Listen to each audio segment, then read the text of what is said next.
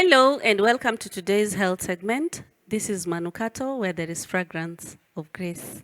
You're watching us from Seventh-day Adventist Church, Migori Central, where Christ is exalted, truth is treasured, you're cherished, and your health is valued.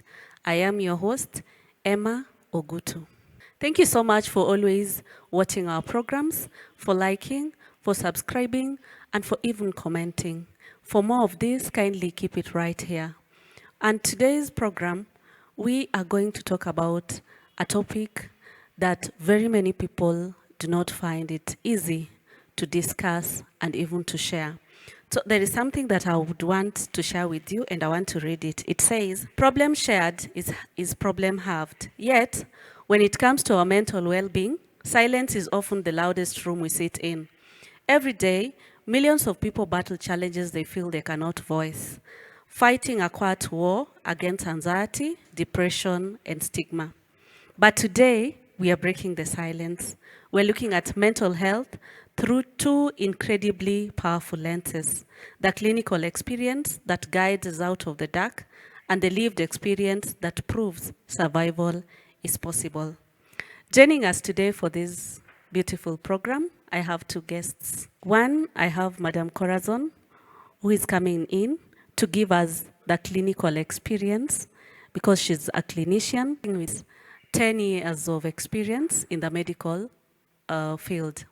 Next to her is Isaac Omeme, who is a mental health champion and a survivor. So thank you so much for being with us here today. And before I talk to Isaac, I will start with Madam Corazon. We've heard that from the statement that I have read, you find that so many people find it very difficult to share the experiences that are affecting their mental well-being. Could you kindly tell us some of the barriers that are making these people not to come out so that they can get helped? Thank you, Emma, and thank you for hosting me in this session today. So, the major barrier why people are not able to seek for help when it comes to mental health issues is stigma. And stigma, we can talk about it in three different ways. One is the self-stigma, where you feel as a person you cannot go out there and say you have a mental illness. How will people judge you? Utawaambia nini? Basically, how do you go even start the discussion that I'm having a mental challenge? That one is called self-stigma. Then we have stigma that comes from the public. This is how people stereotype others. When you call someone with a mental illness, people feel they are incompetent, they are dangerous, they are not able to be where others are or should not be able to be associated with. And the Swahili word for mental illness is akili punguani. So you see, when you already akili is mentioned, then you are not even able to reason. So people will start looking at you at the other end where you're not supposed to be associating with them. And then the other reason that we have stigma is our structural policies that we have, where either the government is intentionally or unintentionally just alienating the services on mental health. Thank you very much, Madam Corazon, for that. And to our guest, Isaac. Madam Corazon has talked about stigma. Does your personal story resonate with that? Thank you, my host. My name is Isaac Omeme Ogola, a survivor of Bipolar 1. Up to your question about stigmatization, I've felt a victim. At times I pass somewhere and people call me mwenda wazimu. Long time ago, it used to affect me, but in my current situation, I'm very okay because I accepted my condition. Thank you. Thank you very much, Isaac, for that. I know as a survivor, you have walked through the fire and found hope on the other side. And now you're dedicated to lift as you climb up. That is the reason why currently you don't feel the stigma that is in our society. I thank you for that. The world statistics on people with mental illness says, according to Al Jazeera, it says that More than 1 billion people worldwide are currently living with a mental health condition. This translates to roughly 1 in 8 people, or about 12.5% of the world's population. In Kenya, according to National Baseline research, it indicates that 1 in 4 Kenyans, that is about 25%, who seek outpatient healthcare services have a diagnosable mental health condition. At least 2 million Kenyans suffer from severe depression. So again, in these statistics, it says that most common conditions, we have anxiety disorder and depressive disorders, which is affecting roughly 359 million people globally, and 5% of the world's adult population, about 332 million people, are suffering from depressive disorders. Thank you, Emma, and thank you for those statistics. So the numbers that you've brought us are not only numbers, but they are people. They are human beings. And that is why we really need to understand issues mental health. So when we talk about mental health, what are we talking about? One, mental health involves your emotions. Emotions, we say they are matters of the heart. It involves your psychology, your brain. And again, it involves the social around you. So good mental health basically means it's a position where someone is able to coordinate their feelings, that is matters of the heart, their psychological issues, that is the brain issues, and the social or the support around them. So basically, you're telling us that it is very important for us to learn mental well-being. One, because it is important, one of the most important parts in our general health. The other reason why it's important for us to do the mental health is for us to understand us as an individual. For me to understand, one, am I having an illness? Because as we continue with the series, we're going to learn that some of us are already suffering, but we are not aware. Our loved ones are suffering, but they are not aware. So once we get the information, then we are ready, we'll be able to know when to start the discussion or when to get help. The other thing why it matters is being Christians, we are not immune to mental health issues.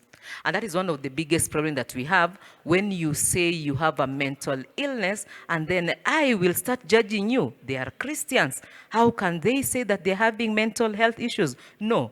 As Christians, we are not immune. And finally, God tells us to take good care of our bodies. When you read the book of Proverbs 4:23, God is telling us to take good care of your body. So how will you take good care of your body when you don't even know where the problem is? Thank you very much, Madam Corazon, for the insightful information, why it matters. That has reminded me that the book of Matthew, chapter 11, verse 28, it means even God himself knew that sometimes we may get burdened with issues, and he is promising us that when we come to him, he shall give us rest. So even as we continue, my dear viewer, know that that thing, God acknowledges that it happens, and we need to take a bold step to acknowledge, accept, and find help. So even as I want to usher in the clinician, Madam Corazon. She wants to take us through the bipolar disorder. And my dear viewer, stay right there. Don't click that button. Thank you, Emma. So when we talk about mental health, we have different types of mental health. And Emma just mentioned a few. So some of those conditions affect their moods, the moods of an individual. So one of them is the depression, the other one is anxiety, and we have the bipolar disorder.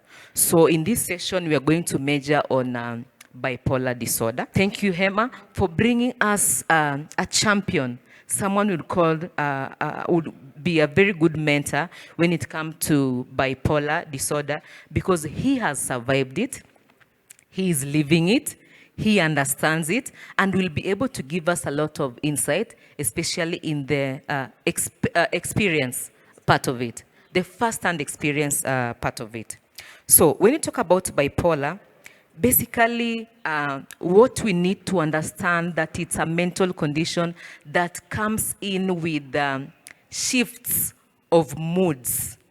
You have one mood and shifting to the next one.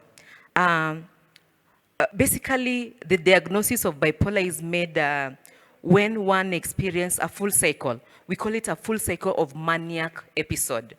That is a roller coaster between the high, that is the maniac, or the lows, which is the depression. So bipolar has two phases. One is the mania, which I've just talked about, is the high. This is when the patient experiences a lot of energy. They're very irritable. They have a lot of energy that will last for weeks, for days, into months, if not well taken care of. They have decreased sleep. Actually, they don't feel like sleeping. They would work, walk, or have fun the whole night. They have racing thoughts. They have rapid or pressured speech, and very highly impulsive. During this maniac episode, they would engage in very reckless activities and dangerous for that matter. This is when they'll have very risky behaviors. And previously, we even talked about risk behaviors and why we indulge in such. So the other thing about mania is it can also trigger psychosis because of the level it puts your body. Now, the lows, the depressive part is now exactly the opposite. When you are in deep sadness, you feel a lot of emptiness, you have no interest in activities, you're fatigued, you can sleep like 2 days. You don't just want to wake up. You feel worthless. You don't have any motive to do anything in your life. And at this point is where suicidal thoughts will come in. Okay, thank you so much for that. Now we've had how bipolar is really manifesting in people, the highs and the lows. That is the maniac bit of it. And now that means, would I be wrong when I say that bipolar sometimes can be disruptive and can make somebody to be dysfunctional? Yeah. So thanks, Emma. The mania is usually very disruptive when they are in their highs. And that takes us to the types of bipolar disorder. We have the bipolar 1 disorder that Isaac talked about, and that is what his diagnosis states. So this one is the one that really majors on the manias, is the most severe one, and they have the high episodes of mania and can seriously affect someone's life. They may not go into depression, but the maniac episode is usually the most dangerous one. They become very reckless, they become impulsive and dangerous to themselves and even to the people around them. Then we have the bipolar 2 disorder. This one is less severe and has periods of hypomania. So hypomania, basically, they experience less severe symptoms than the one for the mania or the bipolar 1 disorder. And usually for the bipolar 2, they have the alternate, the roller coaster of the hypermania and the depressive states of their life. And then we have the third one, which is very mild. It's called the cyclothymia. So the cyclothymia one is when you just have frequent mood swings over a long period of time. It is never full-blown mania or depression. So these ones people live with without even taking medication. They just need the people around them to know what they're suffering from and how to care for them. Our viewer, maybe. So when did you realize that you have bipolar? And after telling us when, maybe you can tell us how sometimes you feel whenever you're down. Thank you, my host. I was diagnosed with bipolar 13 years ago. That was back in 2013. I just relocated to Mombasa to go and open up a business, which did not work out for me. I was dating a Mwarabu lady, and this lady, well, she realized that Isaac is unwell. She carried everything in the house, and this really affected me because, one, my moods changed. And when my moods changed, a friend to my dad called my dad and told him, your son is unwell. So I traveled back to Nairobi. I didn't know that my dad had come all the way from Migori to Nairobi. We went and I was taken to Chiromolen for tests, where I met Dr. Frederick Awiti. He undertook a lot of tests, and out of the test is when they said I'm bipolar. Yes. So you were diagnosed 13 years ago when you're moody and you're a bit unwell. So how have you journeyed since the diagnosis was done? Thank you. I've been on meds. I want to say it's not an easy journey because people think that you're a madman. People associate you with madness. And were it not for my good social capital, maybe I could be collecting takatakas in the street, because I have a good family, I have good friends who, once they realize that I'm unwell, they'll always take me to the rehab, and I be at the rehab for some time, then I become well. I want to thank Dr. Frederick Awiti for being the first person who diagnosed me with bipolar. And I've been on drugs like carbamazepine. One time I was weighing 125 kgs. I was just sleeping in the house. That was back in 2014. Then my dad told me, no, my son, you have to wake up. Wake up and go and fetch for yourself. I just enrolled for my master's. I could not go on with my master's because I was unwell. I've journeyed well because at Chiromolen, there's a lot of counseling, of psychotherapy. Though it's very expensive, but I've got a lot of help at Chiromolen. I've been to Precision in Kahawa. I stayed there for 3 months and they really helped me. Even though it was a drug addict rehabilitation center, they really helped me. And the last one was this year when I was taken to Moi Teaching and Referral Hospital in Eldoret. I stayed there for 2 weeks. It's a nice place, though I call it a prison because you don't have access to your phone. You are in clothes like those ones for the people in prison. And I want to appreciate Dr. Kogo for helping me a lot, because she told me that, Isaac, if you leave some of your lifestyle behaviors, you'll be okay. So I want to appreciate those people for journeying. Thank you very much, Isaac, for that candid explanation on your personal experience. And I would want Madam Corazon to give us some of the causes of bipolar disorder. Thank you, Emma. And just to make it clear, bipolar, especially one do not have lows. Yeah, they have highs. So when you ask them to tell us about their experiences, about their highs. Now, talking about causes of bipolar, we need to understand that cause of bipolar disorder, we call it idiopathic. There is no cause, but we have factors that predisposes someone to have bipolar disorder. One of them is genes, genetics. Though we do not have genes that carry bipolar disorder, but it says that if you have a close relative that suffers bipolar disorder, you have high chances of suffering the same. The other is environmental factors, where we have life experience that we go through, the challenges that we go through. Something will just trigger something in your brain, and there is bipolar disorder.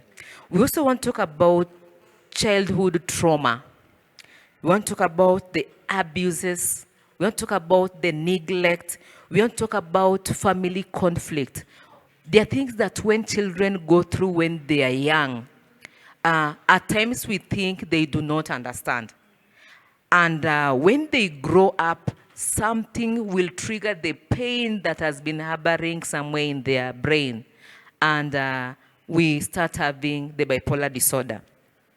Then we have life events, life stressful events, be it unemployment, be it death of a loved one, anything that will give you stress as a person. Remember, we've talked about predisposing factors. So if one factor is already existing and another factor comes in, then it can easily transcend into a bipolar disorder. The other thing that I want to mention is substance abuse. These we've talked about in our previous episodes. And if you already have other predisposing factors, and then you come in with substance abuse and alcohol use, then this can easily trigger bipolar disorder. And then the other thing is having other mental conditions, which we talked about, anxiety, depression. So all these are predisposing factors for bipolar disorder. When someone has bipolar disorder, there are some of those symptoms that we will see or they will feel that will tell us that they are having bipolar disorder. And one of them is, we are going to categorize this one into the episodes that they go through. We have the maniac episodes. So we talked about quickly going from one idea to the next one. They would have strategy they want to do. They would work something they want to do, plans that they have. But they would begin one and very fast go to the next one. And if they have money, you'd find them really spending money because they want things to go very fast. So if this is not working, the next step, they would go to the next one. That is not working. That is because their brain function is telling them that that is not enough. It's the brain part that is able to wait, the patience, the keen one is not there. They're very impulsive. The other symptom is fast talking or loud speech. They will speak and will not even able to hear what they are saying. Incoherent speech, thank you. So you'll have them during those states when initially you could hear a conversation, you could have a good conversation with them, but when they are in that state, then you cannot able to comprehend what they are trying to say. The other thing is increased energy. And I've said they have a lot of energy. And that is why they're not also able to sleep because they don't get tired. So you'll find them walking up and about. Someone would walk from here to Rongo and back without even feeling they need time to rest. Then excessive spending, and this I talked about. They are spendthrift, especially for those that have money. And when they are in business where they are able to get cash, that is the worst time that you'd find them in. You'll find them giving out money and they are very philanthropic. They'll find someone working as if they don't have money. You see, just looking at you and they think you don't have money, they would give you money. Looking at you and they think you do not eat meat at night, they would give you that money to go and get some meat because they have the money they want to spend. And then they would want to have other substances that would give them stimuli. That is when they will start going for drugs that are stimulating their brain set because they already have enough energy. They want to stay high, up there throughout. Now, it's a flip when the depressive states come in. This is now the dangerous part because they become extremely low. They have trouble with memory. You have explained the signs and symptoms, and I have seen Isaac really resonating with the spendthrift bit of it because we understand that Isaac is an entrepreneur. Kindly, could you tell us some of the things that you have undergone while those signs and symptoms are showing up on you? Thank you, my host. This year, I've been in and out of rehab 2 times, and I want to thank Dr. Kevin because a month ago, I was taken in because one, I was overspending. I had like 100,000 in the morning, but by midday, I had nothing. Two, I had a lot of energy. That morning, it was a Sunday morning, we had fellowship, and when I saw my wife, I just became hungry. Then my friends just told me to drive off. When I came to town, a boda boda guy, I just indicated that I want to take a left turn. This boda boda guy came in front of the car. We had a disagreement with him, and when Dr. Kevin, I called him while crying. He told me, today we must go back to Eldoret because you are overspending, you have a lot of energy. I drove club hopping from one club to the other, buying for people liquor, and I had a lot of energy. I had not slept for 3 days. This really affected me. But when I went to the rehab, they said something triggered me. I think if you have a good social capital, like Kevin, my wife, and my parents, when they realize that you are suffering this way, they should take you to the rehab. Thank you. Thank you for that. Madam Corazon, you can continue with the signs and symptoms of that. Thank you so much, Isaac, for that explanation. I think now, my viewer, we can see that indeed it is not just being said on the signs and symptoms where someone is a spendthrift or someone may not have a sleep for 3 days and having lots of energy, because you know that when you have lots of energy, you may want to find something to do with it. And Isaac has just testified on how he felt at that particular time. But we really thank his friend who really came in and helped him. Now we want to continue with a series of signs and symptoms of bipolar disorder. Thank you, Emma. And thank you, Isaac, for really coming out and being able to tell our viewer first-hand experience. You see, one of those things that we were taught in school is like is that diseases do not read books. Sure. But I think yours is reading my book, and it's presenting itself the way I was taught in school.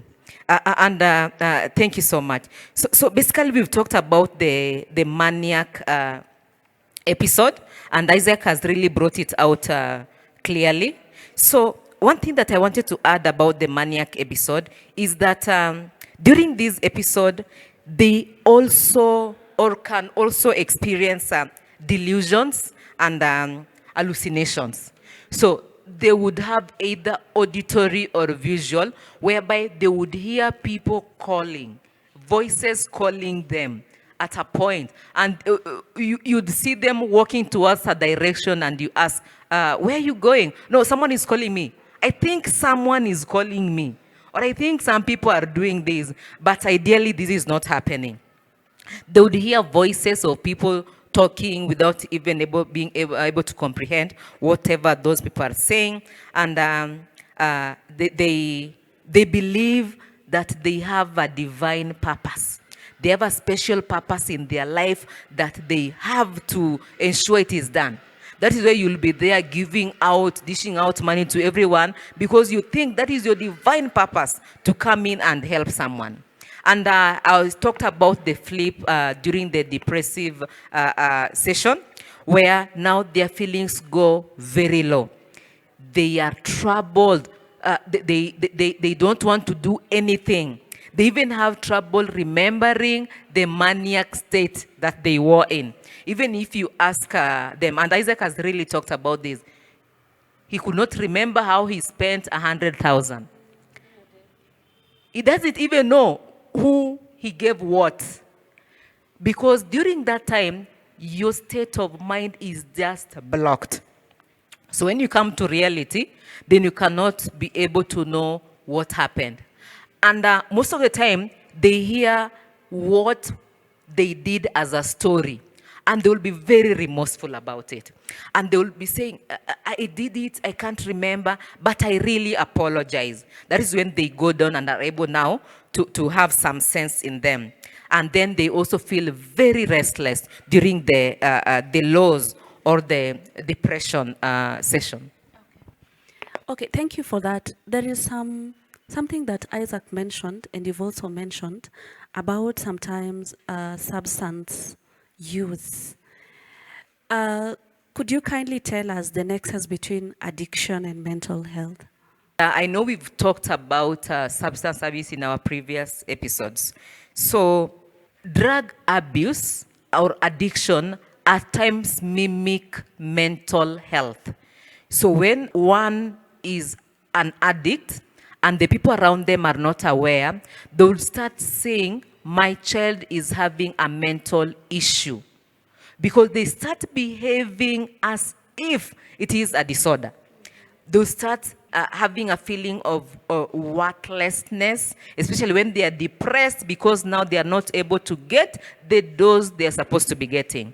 So most of the time, it is confused for someone with mental illness.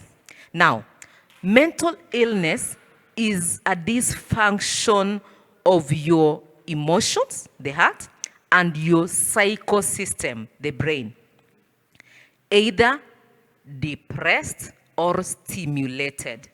Now, when you take the drugs, the substances we talked about, and remember we also had their classification. One is depressants, some more stimulants. So when you take either, and then you mix it with a mental condition that is already working against or on the same nerves in your brain, then you can see how much harmful it's going to be. That is why we say when you have a mental illness and you're also abusing substances, basically you're doing a lot of harm to yourself. The other thing is the drugs that we use during mental illness are also forms of, have the capacity to either depress or stimulate your brain. So when you feel good during the times when your brain is depressed, when you take the depressants, then basically it means you'll start abusing it. Then we talk about drug abuse plus mental illness. We talked about some of the reasons why someone would have bipolar. And we said that those who already experience some other mental illnesses like anxiety, depression. The treatment of depression is the same as treating depression in bipolar.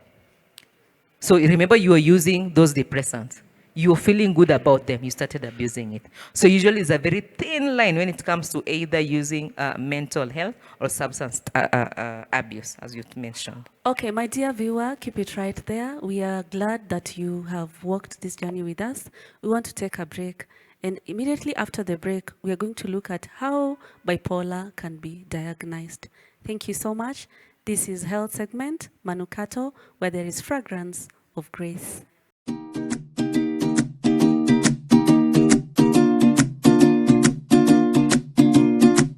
Welcome back, my dear viewer, from the break. I hope you're enjoying the show and you're learning quite a lot of things.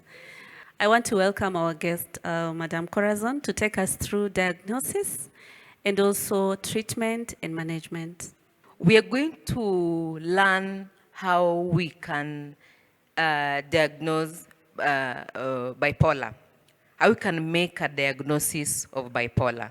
And Isaac talked about how his was done. So one, there's no definitive diagnosis of bipolar disorder, but we have a complex way, a combined way of doing things. Then finally the doctor will say, you have bipolar disorder, even grade you as a bipolar 1 or bipolar 2. So one of them is history taking. Your doctor would want to know a lot of things about you. They'd want to know your mood symptoms, how it began, how you feel when you're high, how you feel when you're low, anything that triggers it, if you can know or if you remember, or any other thing that you have to say that makes you think you have a problem.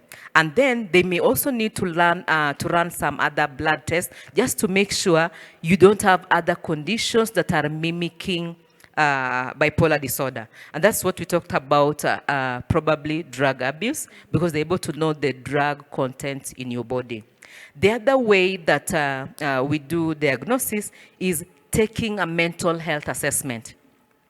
This is done by asking you a set of questions that is going to help us know your feeling, your thinking, your action, how your energy levels go, how your sleeping patterns are, if you do exercises or you don't. And these are usually written down so that we can able to see a trend on how things go. We talked about a roller coaster when it's talking about the maniac and the depressive attacks. So you'll have highs when you have very elevated energies, and then you'll have lows when you have the depressive state. The other thing that we do for our diagnosis is asking you to keep a mood diary. This is when you're able to write down what is happening in your life, and we're able to know when your moods are high or when your moods are low. And this is done on a regular basis. When you write it and you go with to the clinic with it, the doctor is able to get a way of having your diagnosis. And finally, we talk to your friends and family. And this is usually done when you give permission, because if you don't, then you are not allowed to disclose patient status to any other person. So if you allow the doctor to talk to your family members and your friends, then they're able to tell us more about it. If we remember Isaac's story, he talked about his friends noticing there was a problem, calling his father that Isaac was not behaving normally. So your friends are able to tell us things that you can't even remember. Thank you for that. Now, could you kindly take us through treatment and management of bipolar disorder? One thing that we need to understand is bipolar 1 needs chronic care. It is lifelong, just like any other diseases that we have that are chronic care, like diabetes and hypertension. So some of the treatment that we do, or the management courses, is one, we have medications. These ones will rely heavily on the mood stabilizers, like the Tegretol, the lithium, so that we can work on their moods. And we also have the antipsychotics that are also given to prevent the depressive episodes. Then the other way of management are therapies that we can give. One is the cognitive behavioral therapy, where we are able to talk them through how to cope with the situations that would easily trigger their episodes.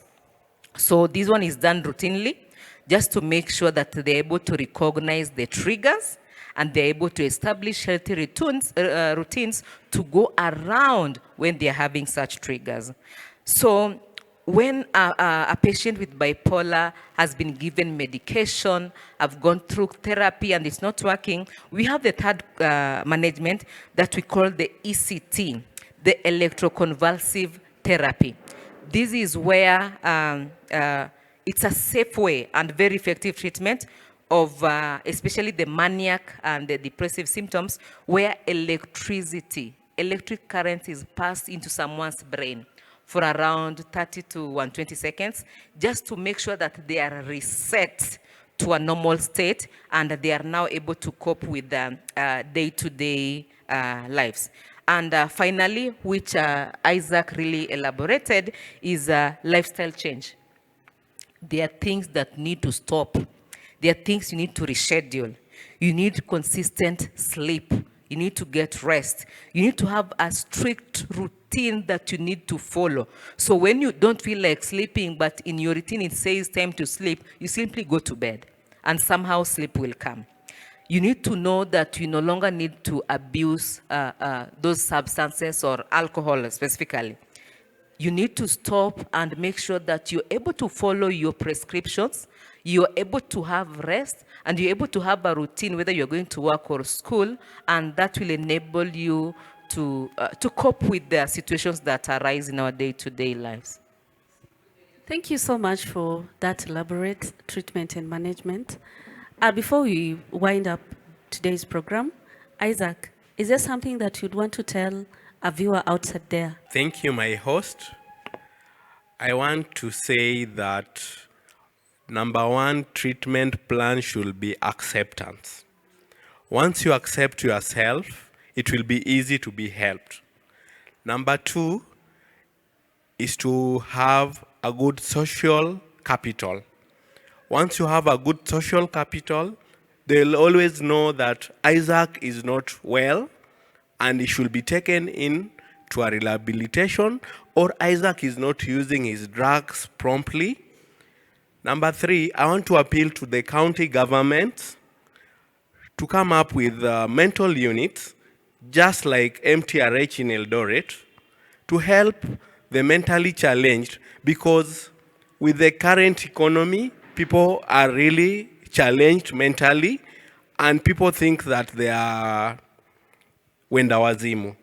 So I want to thank you, my host, for giving me this opportunity to teach somebody who is out there and he doesn't have that social capital. He has not come out clearly. This can help him know that disability is not inability. Thank you. Thank you very much. Madam Corazon, your parting shot. There is help when you need it, and help is always around you. For me as an individual, there's need to stop judging those that are mentally incapacitated. As long as we don't judge them, they're going to open up. As long as we don't judge them, we are going to stand in as the social capital that Isaac has just mentioned. Thank you, Emma. Thank you so much. What a powerful conversation we've had today. To Corazon, thank you for reminding us that indeed coming out, that you need help, and help is actually there, and educating us on bipolar disorder. It has been quite insightful. And to Isaac, thank you for your bravery, for being a living proof that indeed diagnosis is not a destination, but it is just a chapter. Thank you so much, my dear viewer, for keeping it right here. And I hope that this program has been of benefit to you. In our houses, in our community, I know that we know one person who has mental challenge or is mentally ill. And sometimes we have stigmatized them. Kindly let us embrace them and offer them the social support that is required of us. Thank you very much for keeping it right here. And for those who've been able to watch us in our previous episodes, we have been talking about drug and substance abuse. We continue asking you for more support. Keep it right here for more, and do not miss to watch more of educative programs that are coming up.